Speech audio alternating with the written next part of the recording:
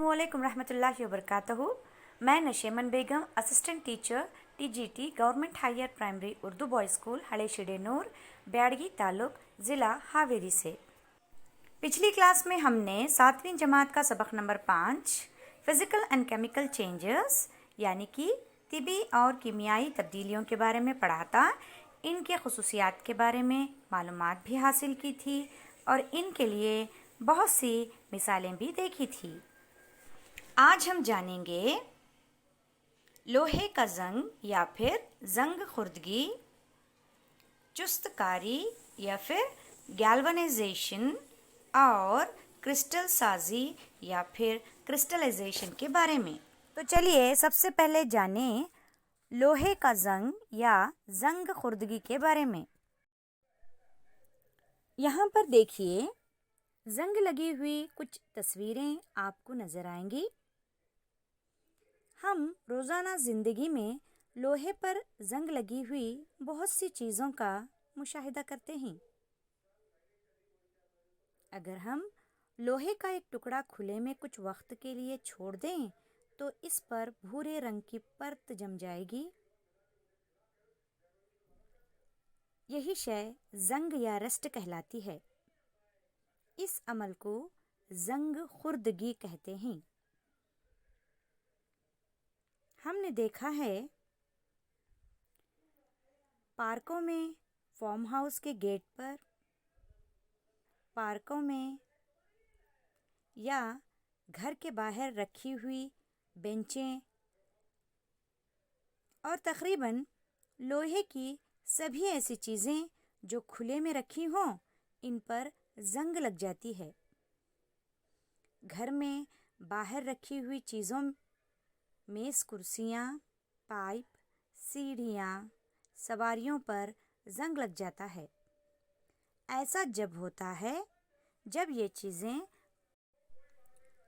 कुछ वक्त तक खुले में रखी रहें। जंग लोहा नहीं होता, जंग इस लोहे से मुख्तलिफ होता है। जंग खुर्दगी के लिए ऑक्सीजन और पानी दोनों का मौजूद होना ज़रूरी है। ऐसा इसलिए होता है जब लोहा ऑक्सीजन और पानी के साथ तामुल करके रस्ट या जंग जैसे आयरन ऑक्साइड या लोहे का ऑक्साइड बनाता है। जंग खुर्दगी के लिए ऑक्सीजन और पानी दोनों का मौजूद होना ज़रूरी है। इस अमल को हम मसावात के ज़रिए इस तरह से लिख सकते हैं।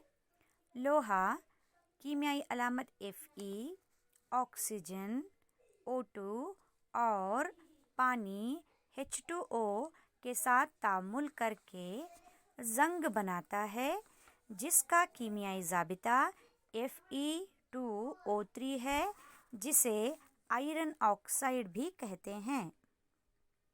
अब हम जानेंगे कि इस जंग खुर्दगी से चीज़ों को कैसे बचाएं। एक तो हम लोहे की चीज़ों को ऑक्सीजन और पानी की तमास में आने से बचा सकते हैं। दूसरी, पेंट या ग्रीस की परत चढ़ा सकते हैं। तीसरी, क्रोमियम या जिंक जैसी धातुओं की एक परत लोहे पर जमा सकते हैं। अब हम जानेंगे जुस्तकारी या फिर गैल्वनाइजेशन किसे कहते हैं। लोहे पर जिंक की परत जमाने को जुस्तकारी या फिर गैल्वनाइजेशन कहते हैं। लोहे के जो पाइप पानी के लिए इस्तेमाल होते हैं इनको जंग से बचाने के लिए जुस्तकारी ही का इस्तेमाल किया जाता है। आपको मालूम ही है कि पानी के जहाज़ लोहे के बनते हैं और इनके जहाज़ों का एक हिस्सा पानी में भी रहता है। इसके अलावा जो हिस्सा पानी के ऊपर रहता है इसमें भी आबी खतरात जहाज़ की बैरूनी सतह से लगे रहते हैं। इसके अलावा समंदर के पानी में बहुत से नमक होते हैं। पानी के नमक जंग खुर्दगी के अमल को मज़ीद तेज़ कर देते हैं। यही वजह है कि पेंट के बावजूद भी पानी के जहाज़ों को زنگ سے بہت نقصان پہنچتا ہے۔ یہی نہیں بلکہ جہاز کے لوہے کا ایک حصہ ہر سال ہی بدلنا پڑتا ہے۔ چلیے بچوں، اب ہم آگے بڑھتے ہیں اور جانتے ہیں کہ کرسٹلائزیشن یا پھر کرسٹل سازی کسے کہتے ہیں۔ بچوں، ہم نے 6ٹھی کلاس میں پڑھا ہے کہ سمندر کے پانی کی تبخیر کر کے سمندری نمک حاصل کیا جاتا ہے۔ اس طرح حاصل شدہ نمک خالص نہیں ہوتا اور اس کے کرسٹل چھوٹے ہوتے ہیں۔ کرسٹلوں کی شکل صاف طور پر نظر نہیں آتی۔ بہرحال خالص اشیاء کے بڑے بڑے کرسٹلوں کو ان کے محلول کے ذریعے بنایا جا سکتا ہے۔ اس عمل کو کرسٹل سازی کہتے ہیں۔ اب ہم ایک تجربہ کریں گے جس سے ہم آسانی سے کرسٹل سازی کو سمجھ سکیں گے۔ سب سے پہلے ہم یہاں پر ایک بیکر لیں گے، اس میں تھوڑا پانی لیں گے اور اس میں کیلشیم سلفیٹ کا تھوڑا سا پاؤڈر اور ڈائلیوٹ سلفیورک ایسڈ کے چند قطرے ملائیں گے۔ اب اس بیکر کو اسپرٹ لیمپ کے ذریعے گرم کریں گے۔ جب پانی گرم ہونا شروع ہو جائے تو اس میں آہستہ سے کیلشیم سلفیٹ پاؤڈر ملائیں گے۔ تب تک ملائیں گے جب تک کہ اس میں مزید پاؤڈر ملنا بند نہ ہو جائے۔ محلول کو اچھی طرح ہلائیں گے۔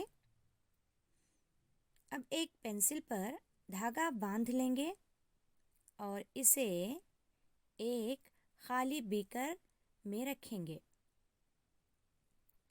گرم کیے ہوئے محلول کو ٹھنڈا کریں گے، پھر آہستہ سے اسے خالی بیکر میں داخل کریں گے۔ یاد رہے، محلول کو ٹھنڈا کرتے وقت اسے ہمیں بالکل بھی نہیں ہلانا ہے۔ محلول کے ٹھنڈا ہونے کے بعد جب دھاگے سے بنی پینسل کو اوپر اٹھائیں گے تو دھاگے پر کاپر کے کرسٹل نظر آئیں گے۔ بچوں، آج ہم نے زنگ خوردگی، رسٹنگ آف آئرن، جست کاری، گیلوانائزیشن، کرسٹل سازی یا پھر کرسٹلائزیشن کے بارے میں معلومات حاصل کی۔ اگلی کلاس میں ایک نئی معلومات اور ایک نئی ٹاپک کے ساتھ پھر ملیں گے۔ تب تک کے لیے بچوں، اللہ حافظ، جزاک اللہ خیر۔